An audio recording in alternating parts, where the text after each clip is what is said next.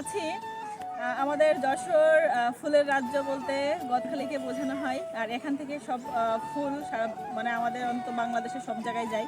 তো সেখানে ওদেরকে সবাইকে নিয়ে আসছি যে এই জায়গাটা দেখানোর জন্য। তো এখন যেহেতু সিজন ওইভাবে না, তো তারপরেও জায়গাটা অন্তত দেখে যাক, তো এই জন্য নিয়ে চলে আসছি। তো এখন আমরা এটা পুরোটা ঘুরে দেখাবো ওদেরকে, আশা করি ভালো লাগবে। হ্যালো কাছের মানুষ, আসসালামু আলাইকুম। সাথে আসছি আমি আশরাফ, আমার বড় আপু। তো আজকে যে ভিডিওটা আমি আপলোড করছি এটা মূলত প্রায় অনেক দিন আগের ভিডিও। আমি যখন যশোরে গেছিলাম তখন যাওয়ার পরে বড় আপুর সাথে চলে গেছিলাম যশোরের বিখ্যাত গদখালি ফুলের রাজ্যে। ওইখানে যাওয়ার পরে এত ভালো লাগছে আপনাদেরকে বলে বোঝানো যাবে না। এই দেখেন ফুল নিয়ে হাতে আসি, আর এই দেখেন আমরা চলে আসছি আমি আর বড় আপু। তার মধ্যে আমাদের ক্যামেরাম্যানগুলা আমাদেরকে 12টা বাজিয়ে দিয়েছে, এই দেখেন।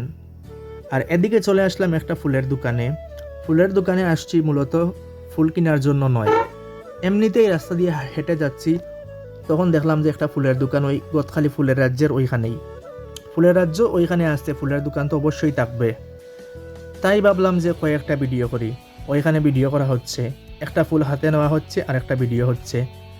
এদিকে আমরা ভাই বোন আবারও চলে আসলাম যে ওইখানে ওই রাজ্যের ভিতরে, ফুলের রাজ্যের ভিতরে। ওইখানে আসার পরে এই জায়গাগুলো হলো ভাইরাল জায়গা। ছোটো ছোটো বাচ্চারা খেলাধুলা করতেছে, এই দেখতে পাচ্ছেন তাদের খেলাধুলার অনেক সুন্দর জায়গা। জাস্ট ওইখানে ওই ফুলের রাজ্যের ভিতরে গেটের ভিতরে ঢুকতে হলে টিকিট কেটে ঢুকতে হবে। টিকিটের দাম আমি বলে দিচ্ছি আপনাদেরকে, বেশি নেয়, মাত্র 30 টাকা। তো হেঁটে হেঁটে চলে আসছি। তো এখন দেখতে পাচ্ছেন যে বড় আফুর ক্যামেরাম্যান ছোটো ভাই ক্যামেরাম্যান বড় আফুর। তো আফুরও মডেলিং শেষ হচ্ছে না, আমারও ক্যামেরা ভিডিও করা শেষ হচ্ছে না। তো এদিকে আফুর মডেলিং চলতেছে আর আমার ভিডিও করাও চলতেছে। তো ভিডিও করতে করতে আবার চলে আসছি আমরা ওই যে জায়গাতে মেইন ফুলগুলা চাষ করা হয়, যে ফুলের যে গোডাউন ওইখানে, ওইগুলাতে চলে আসছি দেখার জন্য। এই দেখেন ওইখানে ফুল চাষ করা হয়, তারপরে ওইখান থেকে নিয়ে মেইন জায়গায় পোতা হয়, তখন সুন্দর লাগে। তো ওইখান পরিদর্শন করা শেষ আমরা এখন আস্তে আস্তে ওইখান থেকে চলে যাব এখন বেনাপুল বর্ডারে।